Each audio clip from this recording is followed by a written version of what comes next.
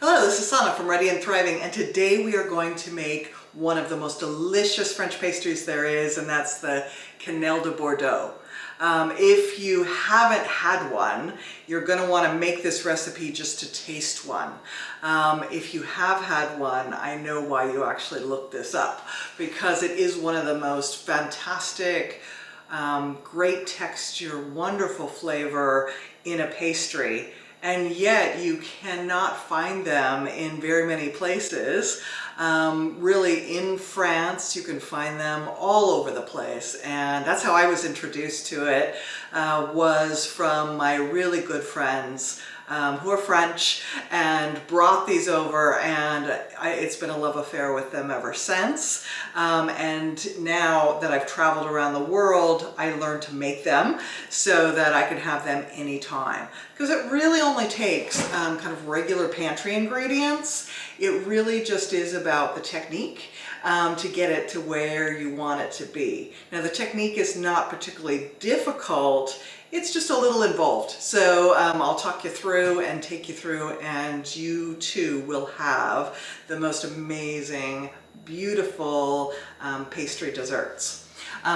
All you need is a few ingredients, like a little bit of flour, just like a quarter of a cup or so, some sugar, about a half cup and a couple tablespoons, an egg with an extra yolk, a pinch of salt, a couple tablespoons of softened butter, about a cup of milk, and then you'll want to flavor it with vanilla, and definitely use vanilla. It's very traditional. Then it's really a Canele de Bordeaux.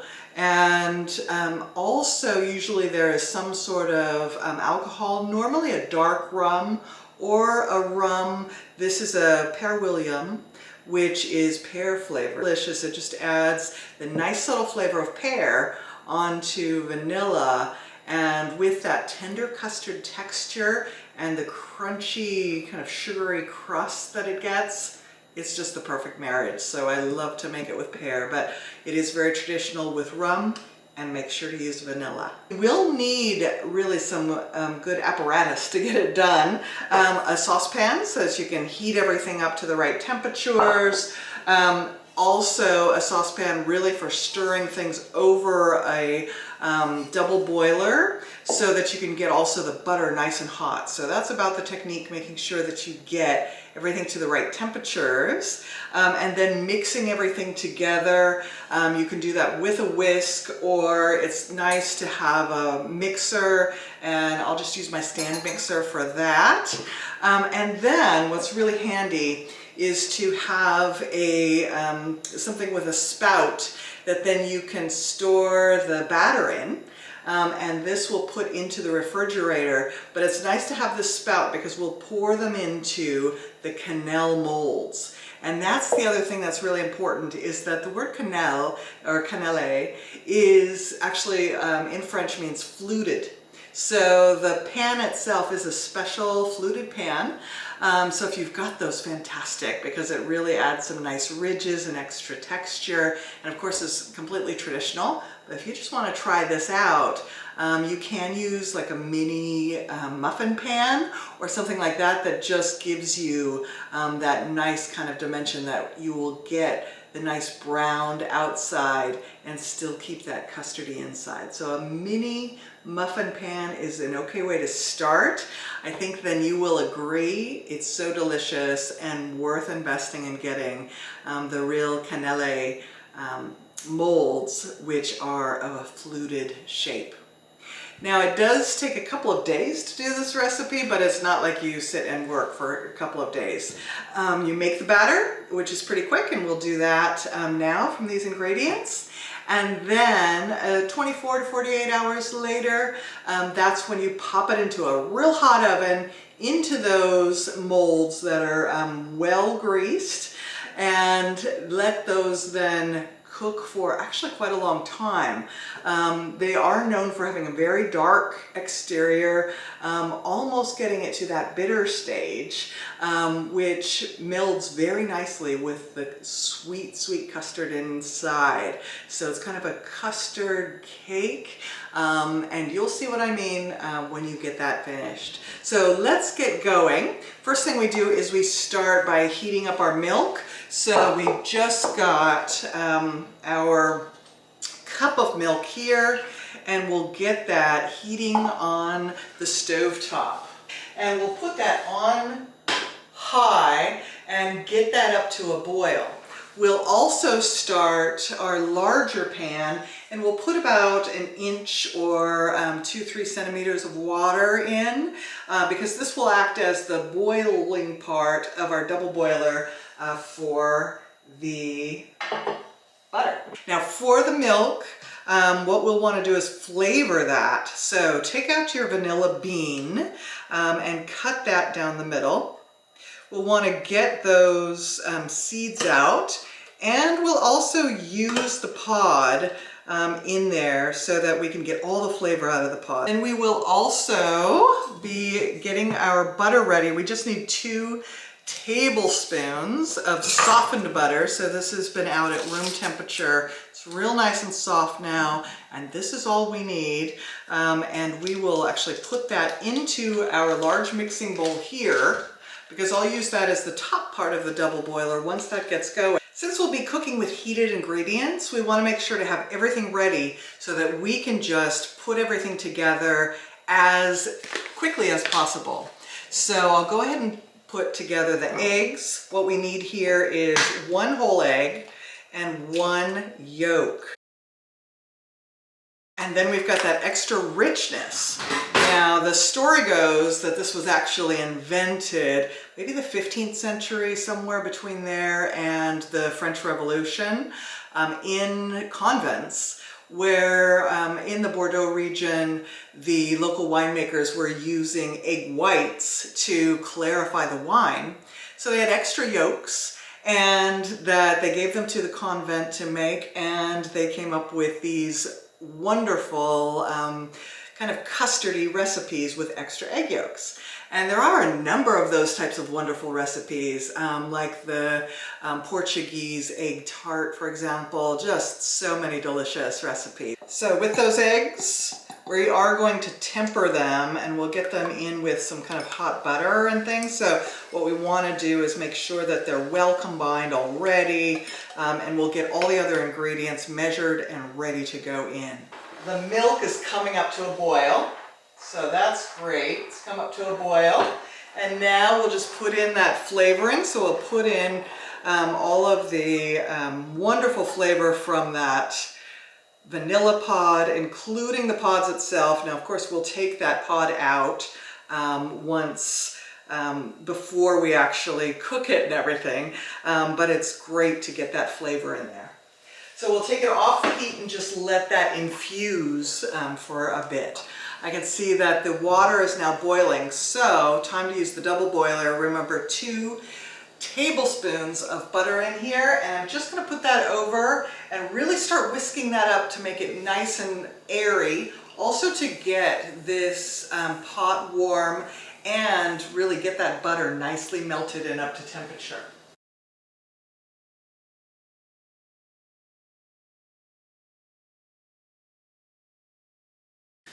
And that's all we need that double boiler for, is to get that pot a bit warm, get that butter already nice and melted and already getting a bit foamy. And then we'll put that into the stand mixer and start to add the other ingredients.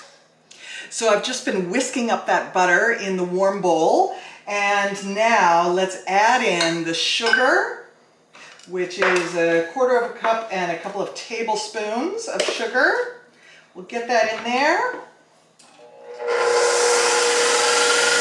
And then we'll add in that egg as well.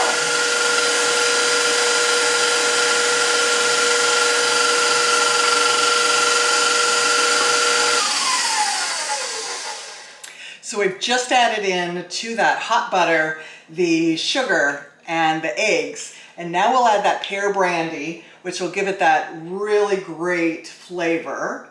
Just a tablespoon in, so a generous tablespoon there, and we'll get that beaten up in there.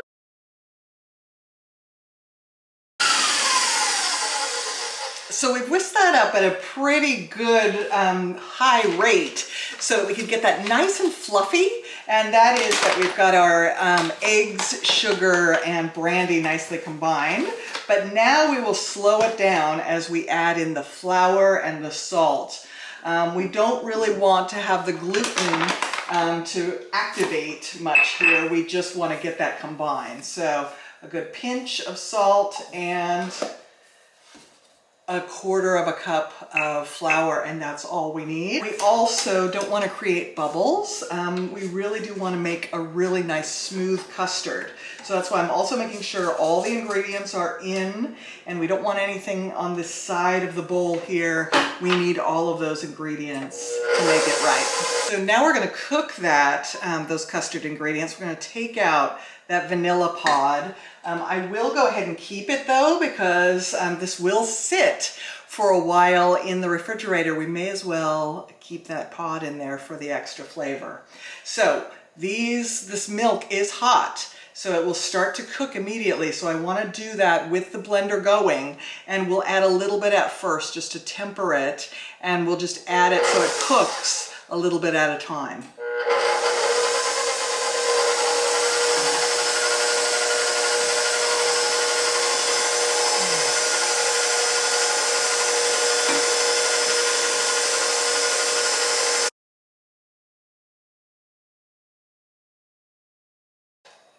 Again, we want it really well combined, so it's a really thin custard, but completely combined.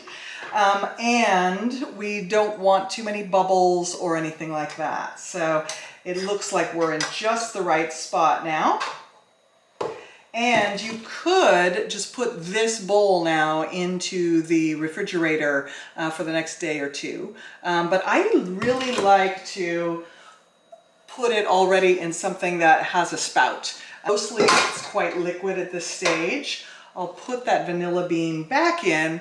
I'll remember to take it out before I start cooking. But now we've got our Canele de Bordeaux batter ready to go into the refrigerator, and this will sit there for a day or two before we bake these up. So now it's time to cook them up. This is the easy part, but also very important to get it right. So the cannelle needs to have a really hot temperature in the oven. So preheat that oven, make sure it's way up to heat. I like to cook them at 425 degrees Fahrenheit, 220 centigrade, and that is really, to me, the premium temperature. Now, probably for a French bakery, they would crank it up to 500 degrees heat and start it there, then take it down and cook it more around 400 for a lot longer. And the real traditional way is to really almost burn the outside. You'll see a lot of pictures of them and they almost look black. And I do like to have a nice caramelized outside, but maybe not all the way to black. So a really good dark kind of mahogany brown is what I'll be looking for. So 425 will get you exactly what you need. You will get a very nice crisp outside, and it'll be nicely cooked all the way through and still custardy in the inside. So get that oven cranking up, and you want it to be at full temperature and for a while so that it's really at the right temperature. Also, so important is the mold. So I mentioned the fluted mold before, very important. Now, the traditional ones are individual ones that are made of copper on the outside, tin on the inside, and if you have those, fantastic. Those will be fantastic. You need to get those treated inside very well. This is a more modern metal type of approach, and it's also the traditional size. So it is an inch and a half, let's say 4 centimeters or so at the top. So that's about the right size. You'll also see today that they have silicone molds, and I have tried them, and also if you search around online, no one seems to be happy with how they perform, and I totally agree. First of all, normally they're the wrong size. They're too small, and I think they do that because it's adjusting the temperature because it doesn't get as hot. Which means you don't really get that caramelized crack around them either, so they just really are not the same. It's not as custardy inside, it doesn't really caramelize on the outside, and to get them out, you have to kind of squeeze them around so they become misshapen because you take them out when they're piping hot. So really go for a metal mold, whatever you do, get a metal mold. The traditional ones are individual, made of copper, which is the best for getting that even temperature. But this works really well. I use this all the time, and it is a non-stick. However, what's really super important is making sure that what we can do is just while they're hot, just to be able to get them out easily. So you need to treat them inside very well. Now, the traditional French baker, again, would have a mix of butter and beeswax. And why beeswax? Because it gives a wonderful shine on the outside, which is just beautiful. And so if you are a French baker, of course, and you have beeswax, fantastic. You put like about a dime size together with a bunch of butter, melt that all up, and then coat the inside of each one and then drain it out and do each one, do it in a wonderful way, and you'll get the best possible, really French patisserie result with that. But a fantastic result for at home, and what I do is just use butter alone. Now, there's also controversy about how to make sure to get it because you need it really in every little piece of that fluted area. And so liquid is great, and the traditional way again is pouring it in and then dumping it out and pouring it in, dumping it out. But what I found is that actually if you have room temperature butter, which don't get me started if you don't keep your butter at room temperature, oh, it's such a joy to have room temperature butter and be able to put that on bread. But I keep mine at room temperature, so it's so easy to just grab and then start to mold and wipe these inside. Now what you don't want is to have it thick in any spot. Because part of the beauty is that they come out and they're pretty much one singular color. If you have too much that has dripped into the bottom, then you will get what the French not very nicely call the white bottom, which is, you know, kind of the cardinal sin of making canelles. And that is just because the butter is down at the bottom, it doesn't cook at the same temperature, doesn't get caramelized in the same way, and so it'll be a lighter color. Not actually white unless you have the beeswax, but it will be lighter. Now the fluted shape also does, if it's not completely cooked, will also be white. So you can also then, if you see that that's happened, just pop them back in the oven for a bit and make sure that they get cooked so they're a little bit more even in color. So I love to do it this way. It really works well, but the risk is that some of these have too much butter in the flutes, particularly the ones where I just jam that in right away. So I will go in and try to make sure that it's more even all the way through. Another great way is also just to melt the butter and use a pastry brush and just make sure to get it everywhere. The most important thing is that you really get it in there, get it well greased so that they will just pop out and you won't have to deform them in any way to get them out.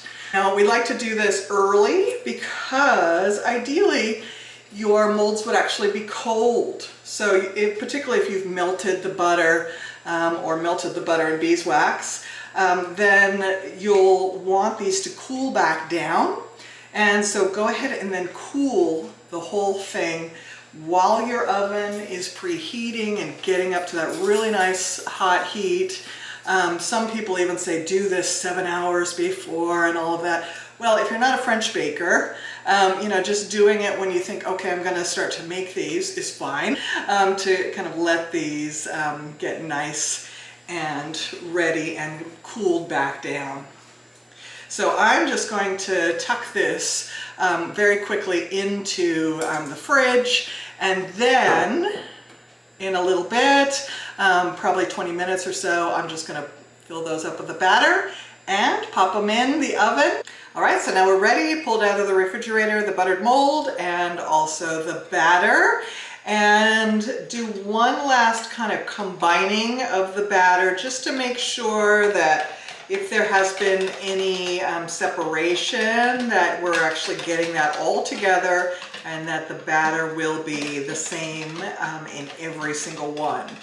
Also, don't whip it up too much because you don't want bubbles or anything like that. You just want to have a nice smooth custard. It is liquid, so it's not like a full silky custard, but it should start to have kind of a thicker appearance. So now we want to fill these molds, not all the way to the top, so leave a little bit at the top, but not tons. They don't like poof up really dramatically. So leave, you know, maybe ½ centimeter or so to the top. Okay, that's great. So I've got about 8 from this particular recipe, and that'll be fantastic. Remember that vanilla bean, it does not go in, it stays out. And now we just tuck this right into that nice hot oven. And we'll cook that for about 35 to 40 minutes. And what we'll want to see is, again, really nice dark mahogany color on the top. It will be poofed up probably just to above the pan itself. And then we'll check one of those to make sure that we don't have that white bottom. And then we'll pull them out and really have them out on a tray to cool. So I'll get a wire rack out and ready for that. So it's been about 42 minutes in the oven. I am going to now pull them out and see how they're doing. Okay, so they are almost black around the sides and now finally really mahogany all the way around. So they look like they are ready to come out. So now let's flip these out.